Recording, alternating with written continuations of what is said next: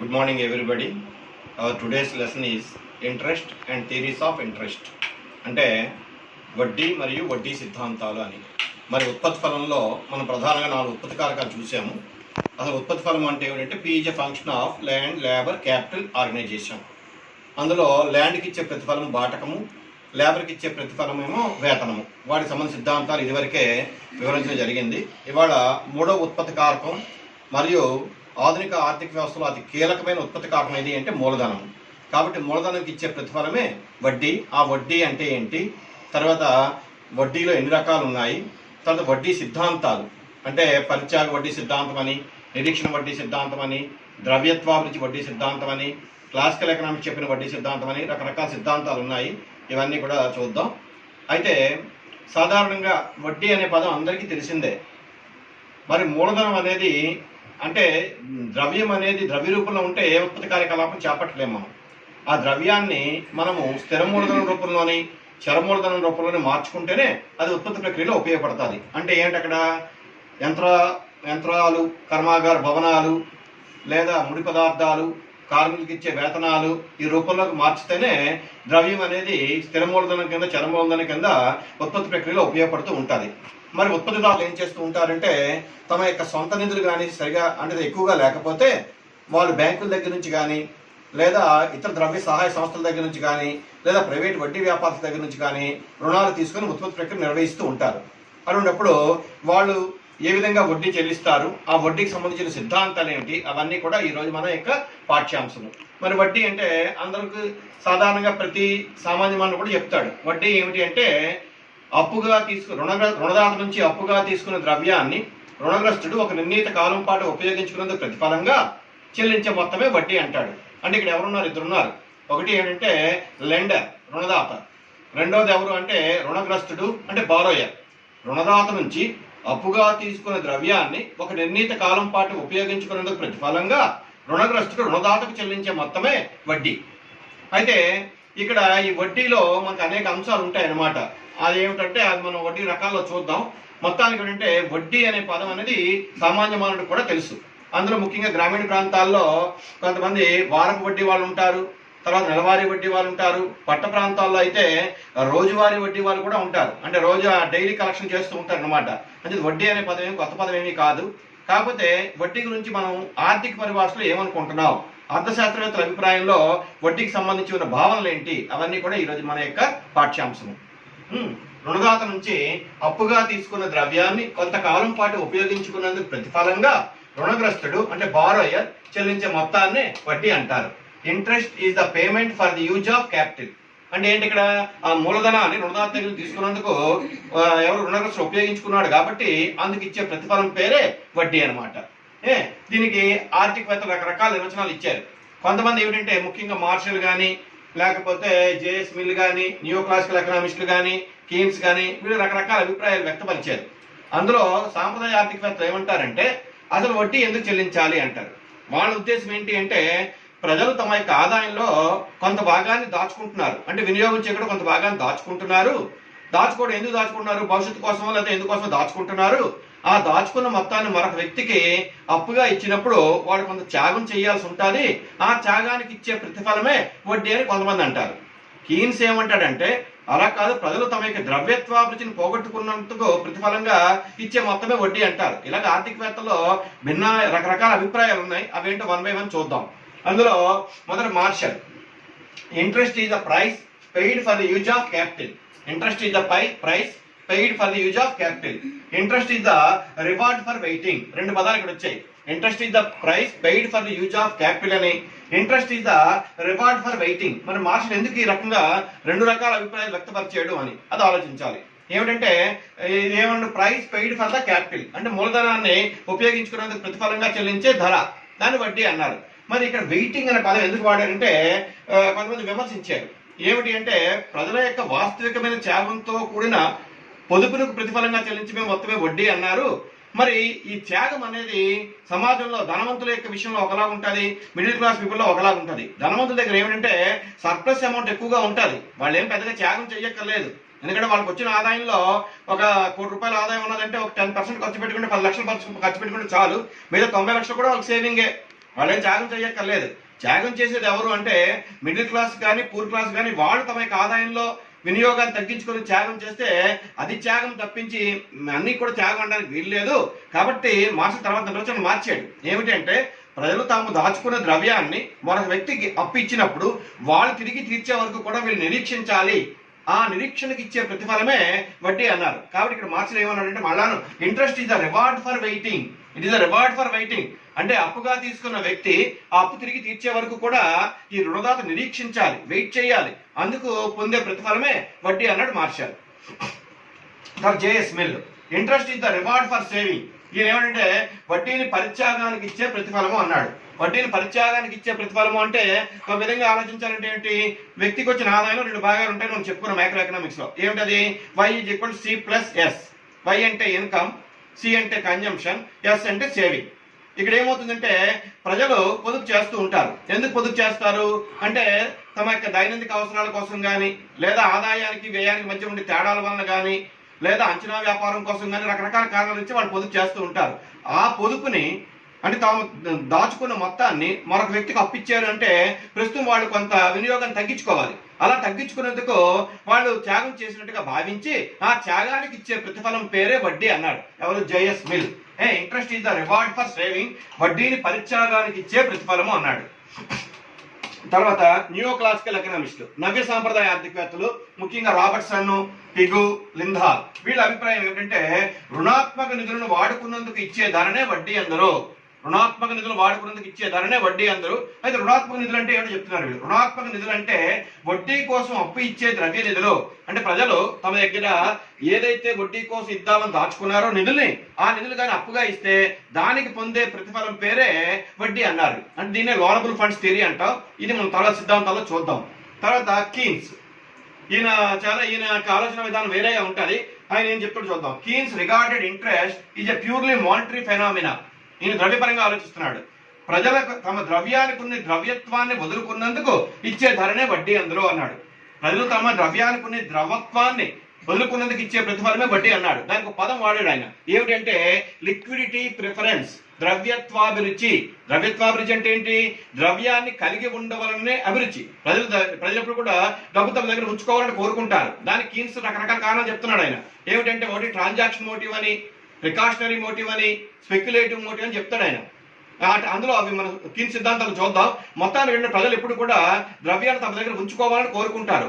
ఆ ఉంచుకోవాలని కోరుకున్న ద్రవ్యాన్ని మరొక వ్యక్తి కానీ అప్పుగా ఇచ్చేస్తే దాన్ని వాళ్ళు కోల్పోతారు. కాబట్టి ఆ ద్రవ్యత్వాభిరుచిని కోల్పోతున్నందుకు వాళ్ళు పొందే ప్రతిఫలం పేరే వడ్డీ అని కీన్స్ చెప్పాడు. ఇలా రకరకాల భావాలతో చెప్తున్నాడు అన్నమాట. తర్వాత వడ్డీలో రకాలు ఉన్నాయి. ఒకటి గ్రాస్ ఇంట్రెస్ట్, రెండు నెట్ ఇంట్రెస్ట్ అని. అయితే గ్రాస్ ఇంట్రెస్ట్ అంటే ఏమిటి? సింపుల్ గా రుణదాత నుంచి అప్పుగా తీసుకున్న ద్రవ్యాన్ని కొంతకాలం పాటు ఉపయోగించిన ప్రతిఫలంగా రుణగ్రస్తులు చెల్లించే మొత్తమే వడ్డీ అన్నారు. ఫర్ ఎగ్జాంపుల్ గ్రామాల్లో నెలవారీ వడ్డీలు ఉంటాయి.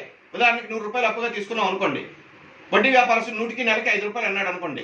నెల అయిపోయిన తర్వాత అప్పుడు ఎంత చెల్లించాలి అంటే రుణగ్రస్తుడు 100 + 5 కలిపి చెల్లించాలి. అంటే 105 రూపాయలు చెల్లించాలి. 105 రూపాయలు చెల్లించాలి. అందులో ప్రిన్సిపల్ అమౌంట్ ఎంత? 100 రూపాయలు. వడ్డీ ఎంత? 5 రూపాయలు. అంటే ప్రిన్సిపల్ ఏమో 100 రూపీస్, ఇంట్రెస్ట్ ఏమో 5 రూపీస్.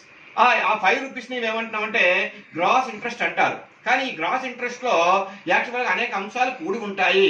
ఏమిటంటే యాక్చువల్గా అంతా చెల్లించాలా అంటే ఆర్థికవేత్తల అభిప్రాయం ఏమిటి అంటే మూలధనం యొక్క ఉపాంత ఉత్పాదక చెల్లించే ప్రతిఫలమే వడ్డీ. అంటే నికరంగా మూలధనం నుంచి మనం అంటే ఆ 100 రూపాయలు మనం పెట్టుబడి పెడితే మనకు వచ్చే నికర ఆదాయం బట్టే వడ్డీ చెల్లించాలంటారు. కాబట్టి ఇక్కడ ఏమిటి? గ్రాస్ ఇంట్రెస్ట్ వేరు, నెట్ ఇంట్రెస్ట్ వేరు. అవేంటో చూద్దాం. ది పేమెంట్, గ్రాస్ ఇంట్రెస్ట్ అంటే ఏంటి? The payment which the borrower makes to the lender excluding the principal is gross interest. ఇప్పుడు ఇందాక చెప్పిన ఎగ్జాంపుల్లో 100 రూపాయలు అప్పుగా తీసుకుంటే 105 రూపాయలు చెల్లించాడు ఆఫ్టర్ 1 మంత్. అప్పుడు ఏమవుతుంది? 100 రూపాయలు ఏమో ప్రిన్సిపల్ అమౌంట్, 5 రూపీస్ ఏమో ఇంట్రెస్ట్. కాబట్టి ఆ 5 రూపీస్ ఇంట్రెస్ట్ నే ఏమంటామంటే గ్రాస్ ఇంట్రెస్ట్, స్థూల వడ్డీ అంటాం. ఇందులో అనేక అంశాలు ఉంటాయి. అవేంటో చూద్దాం. నెట్ ఇంట్రెస్ట్ ఏంటి? నికర వడ్డీలో మూలధనం యొక్క ఉపాంత ఉత్పాదకతకు ఇచ్చే ప్రతిఫలమే వడ్డీ. ఎందుకంటే మూలధనం కూడా ఒక ఉత్పత్తి కారకమే కాబట్టి ఆ ఉత్పత్తి కారకానికి చెల్లించే ప్రతిఫలమే వడ్డీ. సో మూలధనం యొక్క ఉపాంత ఉత్పాదకతకు చెల్లించే ప్రతిఫలాన్ని నికర వడ్డీ అంటారు. మరి రుణదాత దగ్గర నుంచి అప్పుగా తీసుకున్న ద్రవ్యాన్ని వాడుకున్న ప్రతిఫలంగా రుణగ్రస్తులకు చెల్లించే మొత్తాన్ని స్థూల వడ్డీ అంటారు. మరి స్థూల వడ్డీలో నికర వడ్డీ ఒక భాగం మాత్రమే. కాబట్టి స్థూల వడ్డీలో అనేక అంశాలు కలిసి ఉంటాయి. అవేంటో చూద్దాం. Main elements of gross interest. First one net interest, నికర వడ్డీ. రెండోది ఏంటి రివార్డ్ ఫర్ రిస్క్. ఎందుకంటే అందరూ వడ్డీ వ్యాపారాలు ఎందుకు చేయలేరు అంటే దర్ ఇస్ లాస్ట్ ఆఫ్ రిస్క్ ఇన్ లెండింగ్. మనం అప్పులు ఇచ్చినప్పుడు మనం అప్పుగా ఇచ్చిన మొత్తం తిరిగి వస్తుందో రాదో. చాలా మంది చూస్తూ ఉంటాం, ప్రైవేటు సంస్థలు పెడుతూ ఉంటాయి, మధ్య చార్మినార్ బ్యాంక్ అని, కృషి బ్యాంక్ అని రకరకాల బ్యాంకులు పెట్టేసి ప్రజలకు ఎక్కువ వడ్డీ లాస్ చూపించి చివరికి బోర్డులు తిప్పేశాయి.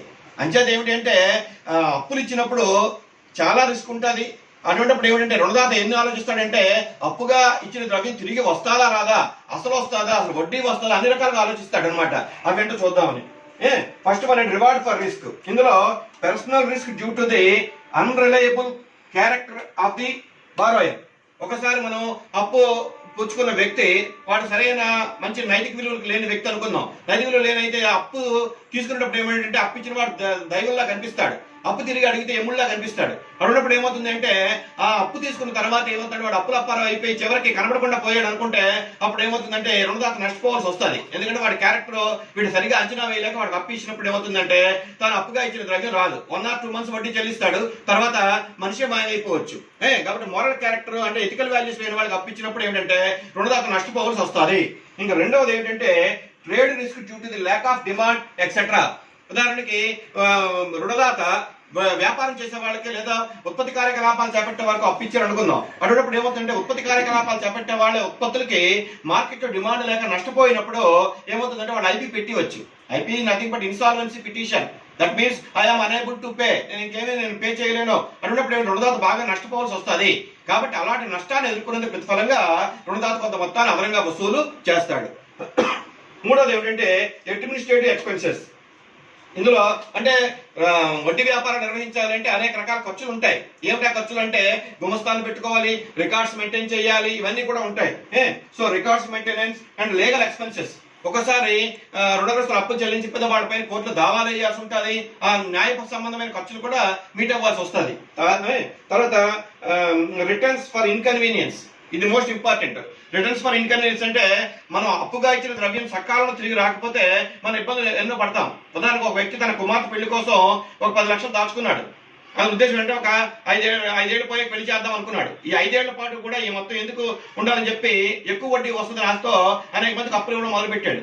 తీరా చూస్తే ఏమవుతుందంటే 5 ఏళ్ళు పూర్తి అయ్యేసరికి అతను పెళ్లి చేయాలనుకునే సమయం వచ్చేసరికి ఆ 10 లక్షలు తిరిగి రిటర్న్ అవ్వకపోతే అతను చాలా ఇబ్బంది పడాల్సి వస్తుంది. అంచేత ఏమవుతుందంటే వాస్తవంగా మూలధన యొక్క ఉత్పాదనకు రావాల్సిన ప్రతిఫలం కన్నా ఎక్కువ మొత్తం వసూలు చేయడానికి ప్రయత్నం చేస్తారు. ఇందాక మనం చెప్పిన ఎగ్జాంపుల్లో 100 రూపాయలకి 5 రూపాయలు వడ్డీ అన్నాం. అందులో మూలధన యొక్క ఉత్పాదనకు సింపుల్ గా ఒక 2 రూపాయలు ఇవ్వచ్చు, మిగతా 3 రూపాయలు ఎక్సెస్ ఎందుకు వసూలు చేస్తారు అంటే ఇవే కారణాలు. ఏమిటా కారణాలు? ఒకటి రివార్డ్ ఫర్ రిస్క్ ఒకటి ఉంది, తర్వాత అడ్మినిస్ట్రేటివ్ ఎక్స్పెన్సెస్ ఉన్నాయి, తర్వాత రిటర్న్స్ ఫర్ ఇన్కన్వీనియన్స్ ఉన్నది. ఈ అన్ని కారణాల దృష్ట్యా రుణదాతలు ఏం చేస్తారంటే వాస్తవంగా వసూలు చేయవలసిన వడ్డీ కన్నా ఎక్కువగా వడ్డీని వసూలు చేయడానికి ప్రయత్నాలు చేస్తూ ఉంటారన్నమాట. కాబట్టి స్థూల వడ్డీలో అనేక అంశాలు కూడి ఉంటాయి. ఆ అంశాలను తీసివేస్తేనే నికర వడ్డీ వస్తుంది. అంటే స్థూల వడ్డీలో ఏమేమి తీసేయాలి అంటే మనం ఈ 3 అంశాలు తీసేయాలి. ఒకటి రిస్క్ అంశము, తర్వాత ఏంటంటే అడ్మినిస్ట్రేటివ్ ఎక్స్పెన్సెస్, తర్వాత రిటర్న్స్ ఫర్ ఇన్కన్వీనియన్స్. ఆ మూడిటికి ఇవ్వాల్సిన ప్రతిఫలాలు తీసేస్తే వచ్చే మొత్తాన్ని ఏమంటామంటే నికర వడ్డీ అంటాం. వడ్డీ సిద్ధాంతాలు, థియరీస్ ఆఫ్ ఇంట్రెస్ట్. ఇందులో ప్రధానంగా పరిత్యాగ వడ్డీ సిద్ధాంతము, నిరీక్షణ వడ్డీ సిద్ధాంతము, సాంప్రదాయ ఆర్థికవేత్తల వడ్డీ సిద్ధాంతము, తర్వాత నవ్య సాంప్రదాయ ఆర్థికవేత్తల లోనబుల్ ఫండ్స్ థియరీ, తర్వాత జేఎం కీన్స్ ప్రతిపాదించిన ద్రవ్యోత్పాదక వడ్డీ సిద్ధాంతం, ఇవన్నీ కూడా కీలకమైనవి. అవేంటో 1 by 1 చూద్దాం. అందులో పరిత్యాగ వడ్డీ సిద్ధాంతము, అబ్స్టినెన్స్ థియరీ. పరిత్యాగ వడ్డీ సిద్ధాంతం అంటారు. ఇది ఏమిటిలో త్యాగం అంటారు. ఇది అంటే ఎన్ సీనియర్ ప్రతిపాదించిన సిద్ధాంత ప్రకారంగా వడ్డీని ప్రజలు వినియోగాన్ని తగ్గించుకొని పొదుపు చేసిన మొత్తాన్ని ఇతరులకు రుణంగా ఇస్తున్నప్పుడు చేసే త్యాగానికి ఇచ్చే ప్రతిఫలంగా పేర్కొన్నాడు సీనియర్. అంటే అక్కడ ఈ సీనియర్ ఆర్థికవేత్త ఏమంటాడంటే ప్రజలు తమ యొక్క వినియోగాన్ని తగ్గించుకొని తాము పొదుపు చేసిన మొత్తాన్ని మరొక వ్యక్తికి అప్పుగా ఇవ్వడం వలన వాళ్ళు ప్రస్తుతం త్యాగం చేస్తున్నారు. ఆ త్యాగానికి మనం ఎంతో కొంత ప్రతిఫలం ఇవ్వాలి, ఆ ప్రతిఫలం పేరే వడ్డీ అన్నాడు కీన్స్, సీనియర్. తర్వాత నిరీక్షణ వడ్డీ సిద్ధాంతము, వెయిటింగ్ థియరీ. నిరీక్షణ అంటే ఇక్కడ ఏంటంటే వెయిట్ చేస్తారు అనమాట. మార్షల్ అభిప్రాయం ప్రకారం వ్యక్తి పొదుపు చేస్తున్నాడంటే వినియోగాన్ని త్యాగం చేయడం లేదని, వినియోగాన్ని వాయిదా వేస్తున్నాడని అర్థం అన్నాడు. అంటే వినియోగాన్ని అంటే ఇందాక ఏమనుకున్నాం, వ్యక్తి తన యొక్క వినియోగాన్ని తగ్గించుకొని పొదుపు చేస్తూ ఆ పొదుపు చేయడం వల్ల త్యాగం చేస్తున్నాడు కాబట్టి ఆ త్యాగానికి ఇచ్చే ప్రతిఫలం వడ్డీ అని సీనియర్. అంటే మార్షల్ ఏమన్నాడంటే వ్యక్తి వినియోగాన్ని తగ్గించుకున్నాడంటే పూర్తిగా తగ్గించుకున్నట్టు కాదు, వినియోగాన్ని వాయిదా వేసుకుంటున్నాడు. అంటే ఇవాళ కాకపోయినా భవిష్యత్తు కాలంలో వినియోగం చేయడం కోసమే అతను డబ్బు దాచుకుంటున్నాడు. ఆ వినియోగాన్ని వాయిదా వేస్తున్నాడు కాబట్టి తాను అప్పుగా తీసుకున్న ద్రవ్యం తిరిగి తనకు వచ్చే వరకు అతను వెయిట్ చేయాలి కాబట్టి, నిరీక్షించాలి కాబట్టి ఆ నిరీక్షణకి ఇచ్చే ప్రతిఫలం పేరే వడ్డీ అని మార్షల్ అంటాడు. వినియోగాన్ని వాయిదా వేసి చేసిన పొదుపును రుణంగా ఇచ్చినప్పుడు ఆ రుణం తిరిగి వచ్చే వరకు కూడా నిరీక్షించాలి. వినియోగాన్ని వాయిదా వేసి చేసిన పొదుపును రుణంగా ఇచ్చినప్పుడు ఆ రుణం తిరిగి వచ్చే వరకు నిరీక్షించాలి. ఈ నిరీక్షణకు ప్రతిఫలమే వడ్డీ. అంటే మార్షల్ తాలూకు అభిప్రాయము, సీనియర్ తాలూకు అభిప్రాయం ఏంటంటే, సీనియర్ ఏమో త్యాగం అనే పదం వాడాడు. ప్రజలు వినియోగాన్ని త్యాగం చేస్తారు కాబట్టి ఆ త్యాగానికి ఇచ్చే ప్రతిఫలం వడ్డీ అనే సీనియర్ అంటే, మార్షల్ ఏమన్నాడంటే త్యాగం కాదు, ప్రజలు వినియోగాన్ని వాయిదా వేస్తున్నారు, వాయిదా వేసుకుని తమ యొక్క పొదుపును మరొక వ్యక్తికి అప్పిస్తున్నారు. వాళ్ళు అప్పుగా ఇచ్చిన మొత్తం తిరిగి రిటర్న్ వచ్చే వరకు కూడా వాళ్ళు వెయిట్ చేయాలి, నిరీక్షించాలి. ఆ నిరీక్షణకు ఇచ్చే ప్రతిఫలం పేరే వడ్డీ అని మార్షల్ అంటాడు. మొత్తానికి ఎదురు చెప్పేది ఒకటే, కాకపోతే ఏంటంటే ఇక్కడ ఈయన నిరీక్షణ అనే పదం వాడాడు, నిరీక్షణ వెయిటింగ్. ఈయనేమో త్యాగం అనే పదం వాడాడు సీనియర్. మొత్తానికి అర్థం మాత్రం ఒకటే వస్తుంది. తర్వాత క్లాసికల్ థియరీ ఆఫ్ ఇంట్రెస్ట్, సాంప్రదాయ వడ్డీ సిద్ధాంతము. ఈ సాంప్రదాయ వడ్డీ సిద్ధాంతం according to this theory rate of interest is the payment for saving. వీళ్ళు ఏమంటారంటే సింపుల్ గా పొదుపుకి ఇచ్చే ప్రతిఫలమే వడ్డీ అంటారు. The rate of interest is determined by the demand for savings and demands for savings to invest in capital goods and the supply of savings. అంటే demand for savings and supply of savings. అయితే ఉత్పత్తిదారులు లేదా వ్యవస్థాపకులు ఎందుకు పొదుపుని వాళ్ళు పెట్టుబడి ఎందుకు demand చేస్తారు? ప్రధానమైన ఉత్పత్తి కార్యక్రమాల్లో వాళ్ళు ఉత్పాదక వస్తువుల్ని ఉత్పత్తి చేయాలి. ఎందుకంటే ఉత్పాదక వస్తువులు లేకపోతే వినియోగ వస్తువు ఉత్పత్తి కావు కాబట్టి ఆ ఉత్పాదక కార్యక్రమాల్లో పెట్టుబడి పెట్టడానికి ఉత్పత్తిదారులు పెట్టుబడిని డిమాండ్ చేస్తారు. ఆ పెట్టుబడి ఎక్కడి నుంచి వస్తుంది? ప్రజలు చేసిన పొదుపు నుంచే వస్తుంది. కాబట్టి ఇక్కడ ఏమంటారంటే rate of interest is determined by the demand for savings to invest in capital goods and the supply of savings. Demand for savings to invest in capital goods and the supply of savings. ఈ demand for savings అనేది ఏ అంశంపై ఆధారపడి ఉంటుందో చూద్దాం. మూలధన యొక్క ఉత్పాదన బట్టి వడ్డీ రేటు చెల్లించడం జరుగుతుంది. సాధారణంగా ఏ ఉత్పత్తి కారకానికైనా ప్రతిఫలం దేని బట్టి ఆధారపడుతుంది అంటే మనం ఆల్రెడీ చూసాం ఉత్పాదక పంపిణీ సిద్ధాంతంలో. అది శ్రమని, భూమని, మూలధనం అని. ఏ ఉత్పత్తి కారకాలైన ప్రతిఫలం అని దానికి ఉత్పాదన బట్టి నిర్ణయించబడుతుంది. అలాగే మూలధనం కూడా ప్రతిఫలం దేని బట్టి నిర్ణయించబడుతుంది అంటే దానికి ఉత్పాదన బట్టి నిర్ణయించబడుతుంది. ఉత్పాదకత ఎక్కువగా ఉంటే మూలధనానికి డిమాండ్ పెరుగుతుంది. కానీ చరాలపాల సూత్రం పనిచేయడం వలన మూలధనం ఎక్కువైతే ఉత్పాదన తగ్గిపోతుంది. అన్నిటికీ కూడా చరాలపాల సూత్రం అన్వయించబడుతుంటుంది కాబట్టి మూలధనం యొక్క పరిమాణం పెరుగుతూ ఉంటే చరాలపాల సూత్రం పనిచేయడం వల్ల మన డిమాండ్ తగ్గిపోయే ప్రమాదం ఉంటుంది, అంటే ఉత్పాదన తగ్గిపోయే ప్రమాదం ఉంటుంది. వడ్డీ రేటుకు మూలధనానికి ఉండే డిమాండ్కు మధ్య విలోమ సంబంధం ఉంటుంది. అంటే వడ్డీ రేటు పెరుగుతూ ఉంటే మూలధనానికి ఉండే డిమాండ్ తగ్గిపోతుంది, వడ్డీ రేటు తగ్గుతూ ఉంటే మూలధనానికి ఉండే డిమాండ్ పెరుగుతూ ఉంటుంది. కావున మూలధన డిమాండ్ రేఖ ఎడమ నుంచి కుడికి క్రిందకు వాలుతుంది. It always slopes downward from left to right. అంటే డిమాండ్ ఫర్ సేవింగ్స్ ఆ రేఖ ఎలా ఉంటుంది? Always slopes downward from left to right. దీనికి ఒక ఎగ్జాంపుల్ ఇస్తాను చూడండి. ఏమిటంటే ఉదాహరణకి ఒక ఉత్పత్తిదారుడు ఒక ఫ్యాక్టరీలో అదనంగా ₹1,00,000 ఇన్వెస్ట్ చేశాడు. అతని ఉద్దేశం ఏంటంటే ₹1,00,000 పైన నెట్ రిటర్న్స్ 20% వస్తాయి అనుకున్నాడు ఫస్ట్ 1 lakh. తర్వాత రెండోసారి అదనంగా మళ్ళా పెట్టుబడి పెట్టాడు మరొక 1,00,000. కానీ అక్కడ చరాలపాల సూత్రం అన్వయించడం వల్ల ఏమైందంటే ₹2,00,000 వచ్చే అదన ప్రతిఫలాలు కేవలం 15% వచ్చాయి. అలాగే మూడోసారి మరొక ₹1,00,000 పెట్టుబడి పెడితే అదనంగా వచ్చే ప్రతిఫలాలు 10% కావచ్చు. ఎందుకని జరుగుతుంది అంటే చరానుపాత సూత్రం అన్వయించబడడం వల్ల మూలధన యొక్క ఉత్పాదన తగ్గిపోతుంది కాబట్టి నెట్ రిటర్న్స్ తగ్గిపోతూ ఉంటాయి. దానివల్ల ఏమవుతుంది? వడ్డీ రేటు ప్రభావితం అవుతుంది. అంచేది ఇక్కడ ఏమిటంటే మూలధన డిమాండ్ రేఖ ఇది వడ్డీ రేటుకు మూలధనానికి ఉండే డిమాండ్ కు విలోమ సంబంధం ఉంటుంది. అంటే వడ్డీ రేటు కానీ పెరుగుతూ ఉంటే మూలధనానికి ఉండే డిమాండ్ ఏమో తగ్గిపోతూ ఉంటుంది అనమాట. కాబట్టి మూలధన డిమాండ్ రేఖ ఎడమ నుంచి కుడికి క్రిందకు వారుతుంది. It slopes always downward from left to right. ఇంకా రెండవ అంశం ఏంటి అంటే మనకి రెండు వ్యతిరేక శక్తులు కూడా ఎక్కడైనా పరస్పరము ఖండించుకుంటాయో అక్కడే సమతౌల్యం ఏర్పడుతుంది. కాబట్టి ఇక్కడ వడ్డీ రేట్ ఎక్కడ ఏమవుతుంది? Supply of savings, demand for savings to invest. ఆ రెండు రేఖలు చూడాలి మనం. కాబట్టి రెండవ అంశం ఏంటంటే సప్లై ఆఫ్ సేవింగ్స్. అది చూసిన తర్వాత అప్పుడు ఈ రెండు రేఖలు పరస్పరం ఎక్కడ ఖండించుకుంటాయో అక్కడ సమతౌల్య వడ్డీ రేటు ఏ విధంగా నిర్ణయించబడుతుందో సాంప్రదాయ ఆర్థికవేత్తలు తమ యొక్క రేఖాపటం ద్వారా సవివరంగా వివరించారు. సాంప్రదాయ వడ్డీ సిద్ధాంతంలో వడ్డీ రేట్ నిర్ణయంలో కీలక పాత్ర వహించేవి ఏది అంటే supply of savings and demand for savings. మరి డిమాండ్ ఫర్ సేవింగ్స్ అనేది ఆల్రెడీ చూసాము. దాని ప్రకారం ఏమిటంటే వడ్డీ రేటుకిను డిమాండ్ ఫర్ సేవింగ్స్ కి ఉండే సంబంధం ఏమిటంటే విలోమ సంబంధం. కాబట్టి డిమాండ్ ఫర్ సేవింగ్స్ రేఖ ఎడమ నుంచి కుడికి కిందకి వాలుతూ ఉంటుంది. It slope downward from left to right. ఇంకా రెండవది ఏంటంటే సప్లై ఆఫ్ సేవింగ్స్. ఈ సప్లై ఆఫ్ సేవింగ్స్ ఏ అంశాలపై ఆధారపడి ఉంటాయో చూద్దాం. పొదుపు సప్లై ఆఫ్ సేవింగ్స్, పొదుపు సప్లై ప్రజలకున్న పొదుపు చేయాలనే కోరిక, విల్లింగ్ టు సేవ్, పొదుపు చేయగల శక్తి, ఎబిలిటీ టు సేవ్ పై ఆధారపడుతుంది. అంటే రెండు అంశాలు ఇక్కడ. ఒకటి మానసికపరమైన అంశం కావచ్చు, పొదుపు చేయాలనే కోరిక. రెండు, పొదుపు చేయగల శక్తి. సాధారణంగా సమాజంలో చాలా మందికి పొదుపు చేయాలనే కోరిక ఉంటుంది, కానీ శక్తి ఉండకపోవచ్చు. ఎందుకంటే మన పొదుపు చేయగల శక్తి దేనిపై ఆధారపడుతుంది అంటే it depends upon our level of income. మన ఆదాయ స్థాయి ఎక్కువగా ఉంటేనే మనం ఎక్కువ పొదుపు చేయగలుగుతాం. కానీ భారతదేశం అనే దేశాల్లో మిడిల్ క్లాస్ కి, పూర్ క్లాస్ కి ఏంటంటే పొదుపు చేయాలని కోరిక ఉంటే ఉండొచ్చు, బాగా మనం దాచుకుందాము, ఎక్కువగా పెట్టుబడి పెడదాము, ఎక్కువ ప్రతిఫలం పొందుదాము అని. But there ability to save is less.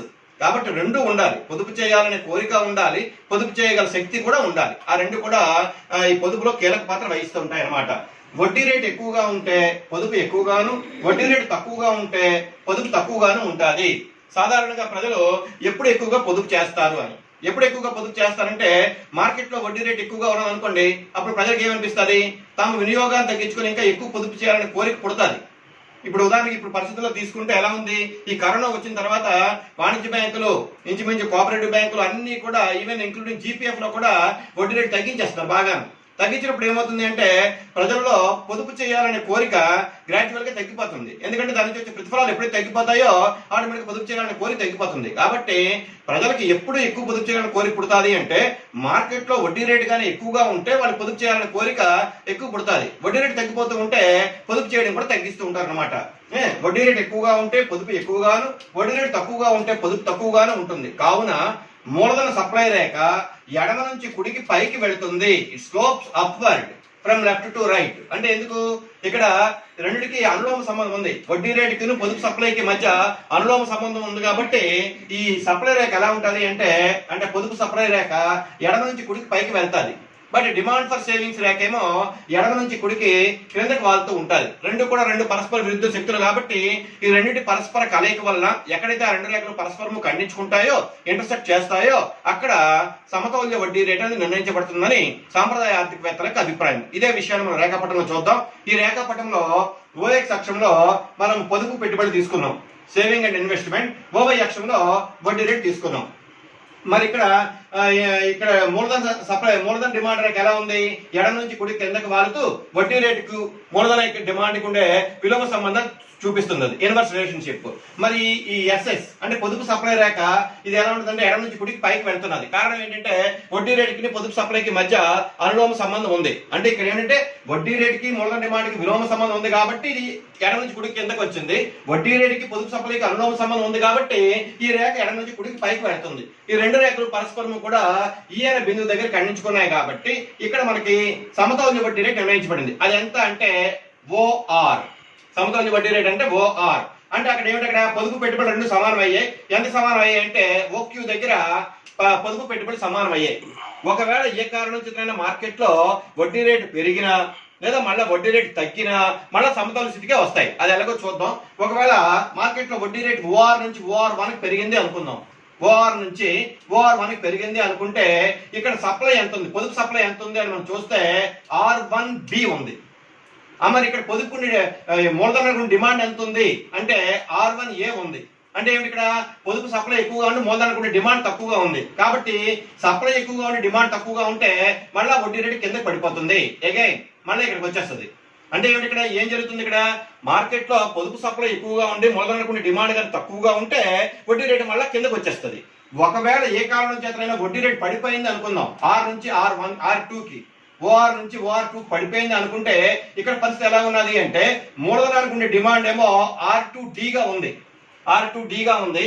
పొదుపు సప్లై ఎంత ఉన్నది అంటే R2Cగా ఉంది. అంటే ఏమిటి, ఇక్కడ పొదుపు సప్లై తక్కువగా ఉంది, పొదుపు ఉండే డిమాండ్ ఎక్కువగా ఉంది. అటువంటిప్పుడు ఏమవుతుందంటే మళ్ళా వడ్డీ రేటు పెరుగుతుంది. ఈ విధంగా వడ్డీ రేటు పెరిగినా వడ్డీ రేటు తగ్గినా చివరికి పొదుపు పెట్టుబడులు సమానం అవుతూ ఉండి సమతౌల్య దానికి వస్తాయి. అక్కడ నిర్ణయించబడే వడ్డీ రేటుని సమతౌల్య వడ్డీ రేటు అంటారని క్లాసికల్ ఎకనామిస్ట్ తాలూకా అభిప్రాయం. అయితే ఈ సిద్ధాంతం తర్వాత వచ్చిన ఆర్థికవేత్తలు ముఖ్యంగా జేఎం కీన్స్ చాలా సునిశ్చితంగా విమర్శించాడు ఆయన. ఆయన ఏమంటాడంటే వడ్డీ రేట్లోని మార్పుల వల్ల కాక ఆదాయంలోని మార్పుల వల్లే పొదుపు పెట్టుబడుల మధ్య సమతౌల్యం ఏర్పడుతుంది. ఈయన వడ్డీ రేటుకి ప్రాధాన్యత ఇవ్వలేదు. కీన్స్ అంతా కూడా ఏమంటారంటే వడ్డీ రేట్లో వచ్చే మార్పుల వల్ల సమతౌల్యం ఏర్పడడం కాదు, పొదుపు పెట్టుబడుల మధ్య ఆదాయంలో వచ్చే మార్పుల వల్ల పొదుపు పెట్టుబడుల మధ్య సమతౌల్యం ఏర్పడుతుంది. మరి ఆ విషయం తెలుసుకోవాలి అంటే మనం కీన్స్ ద్రవ్యత్వాభివృద్ధి వడ్డీ సిద్ధాంతాన్ని నేర్చుకోవాలి. ఆ తర్వాత చెప్తాను నెక్స్ట్ క్లాస్లో. తర్వాత మూలధన సప్లైకి పొదుపు మాత్రమే ఆధారం కాదు. ఈ సాంప్రదాయ ఆర్థికవేత్తల ఉద్దేశం ఏంటి? మూలధన సప్లై పొదుపు నుంచే వస్తుంది అంటారు, కానీ కీన్స్ ఒప్పుకోడు. ఆయన ఏమంటాడంటే మన యొక్క పాస్ట్ సేవింగ్స్ అంటే ఇది వరకు మనం దాచుకున్న పొదుపు కానీ లేదా credit creation of the commercial banks, ఎందుకంటే ఆధునిక కాలంలో వాణిజ్య బ్యాంకులు కూడా పరపతి ద్రవ్యాన్ని సృష్టిస్తూ ఉంటాయి. ఇవి కూడా మూలధన సప్లైకి ఆధారాలే. కేవలము మనం దాచుకున్న పొదుపు ప్రస్తుత పొదుపు మాత్రమే కాదు, మనం ఇది వరకు ఏమైనా పొదుపు చేసి ఉంటే పాస్ట్ సేవింగ్స్ కానీ లేదా వాణిజ్య బ్యాంకులు సృష్టించే పరపతి ద్రవ్యం వల్ల కూడా మనకి మార్పులు వస్తాయి. ఆ విషయాన్ని సాంప్రదాయ ఆర్థికవేత్తలు నిర్లక్ష్యం చేశారని చెప్తున్నాడు అన్నమాట కీన్స్. మొత్తాన్ని చెప్పేది ఏమిటంటే క్లాసికల్ ఎకనామిక్స్ థియరీ ప్రకారంగా వడ్డీ రేట్ అనేది పొదుపు సప్లై మరియు మూలధన డిమాండ్ రేఖ వలన నిర్ణయం అవుతుంది. దీనిపైన విమర్శలు ఎన్ని వచ్చినా ఇది క్లాసికల్ ఎకనామిక్స్ మొదలుగా చెప్పారు కాబట్టి దీన్ని మనం అధ్యయనం చేయవలసిన అవసరం ఉంది. మన నెక్స్ట్ పాఠ్యాంశం ఏంటి అంటే జేఎం కీన్స్ ప్రతిపాదించిన ద్రవ్యత్వాభివృద్ధి వడ్డీ సిద్ధాంతం. అయితే ఈ వడ్డీ సిద్ధాంతాలన్నీ కూడా విద్యార్థులు కలిపి చదవాలి. అంటే క్లాసికల్ ఎకనామిక్స్ తాలూకా వెర్షన్ ఏముంది, తర్వాత జేఎం కీన్స్ తాలూకా వ్యూ ఎలా ఉంది అని, ఈ రెండు కలిపి చదివితేనే వడ్డీ పట్ల క్షుణ్ణమైన అవగాహన ఏర్పడుతుంది.